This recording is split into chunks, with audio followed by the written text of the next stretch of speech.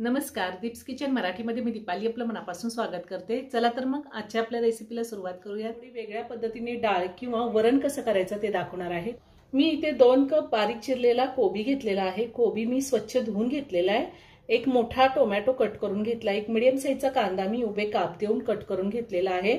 अर्धी वाटी मसूरची डाळ, अर्धी वाटी मुगाची डाळ, 1 चमचा तेल, अर्धा चमचा हळद, 3 हिरव्या मिरच्या कट करून घेतल्या, चवीनुसार मीठ लागणार आहे आणि आपल्याला फोडणीसाठी काय साहित्य लागणार आहे ते मी तुम्हाला नंतर दाखवते। सगळ्यात आधी आपण डाळ आणि कोबी कुकरला शिजवून घेऊ। कुकर घेतलाय, त्यामध्ये हा कोबी काढून घेते।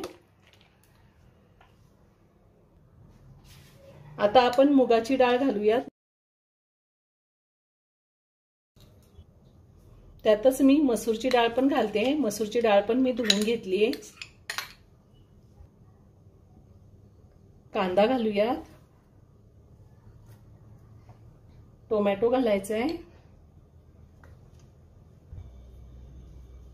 हिरवी मिरची घालायची। मिरचीचं प्रमाण तुम्ही तुमच्या आवडीनुसार कमी किंवा जास्त घेऊ शकता। हळद घातलीये। आता चवीनुसार मीठही मी आत्ताच घालते।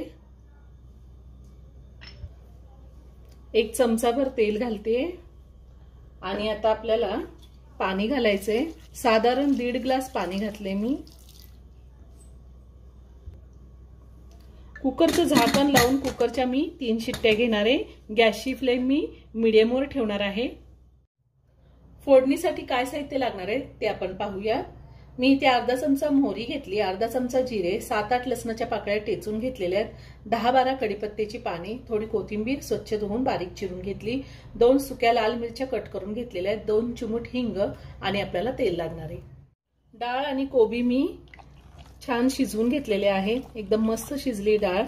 आता मी ती रवीने थोडी हटवून घेते। आपल्याला किती डाळ पातळ हवी आहे त्या अंदाजे आपण पाणी घालू शकतो। मी अर्धा ग्लास पाणी घातलेले आणि जर मीठ कमी असेल तर ह्या टायमिंगला चेक करून आपण मीठ पण वरतून घालू शकतो। आता आपण डाळीला फोडणी देऊन घेऊया। मी गॅसवर पॅन ठेवलाय, त्यामध्ये 1 मोठा चमचा तेल घातले। तेल गरम झालंय, मोहरी घालूयात, जिरे घालूयात, हिंग घालायचंय, त्यातच ठेचलेलं लसूण घालायचं, कढीपत्ता,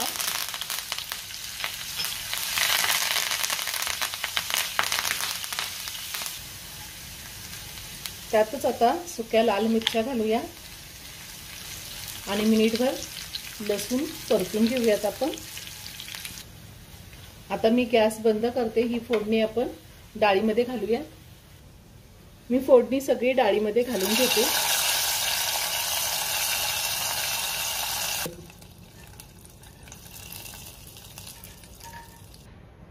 आता 2 मिनिटं मी वरण चांगलं उकळून घेणार आहे। तुम्हाला जर डाळीला लाल रंग हवा असेल तर तुम्ही फोडणीमध्ये लाल तिखट घालू शकता। वरतून थोडी कोथिंबीर घालते।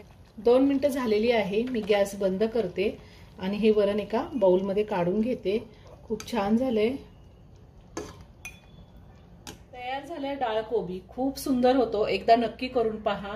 व्हिडिओ जर आवडला तर व्हिडिओला लाईक आणि शेअर करायला विसरू नका। रेसिपी आवडली असेल तर कमेंट करून नक्की कळवा। पुन्हा भेटूया अशाच एका छानशा साध्या आणि सोप्या रेसिपी बरोबर। धन्यवाद।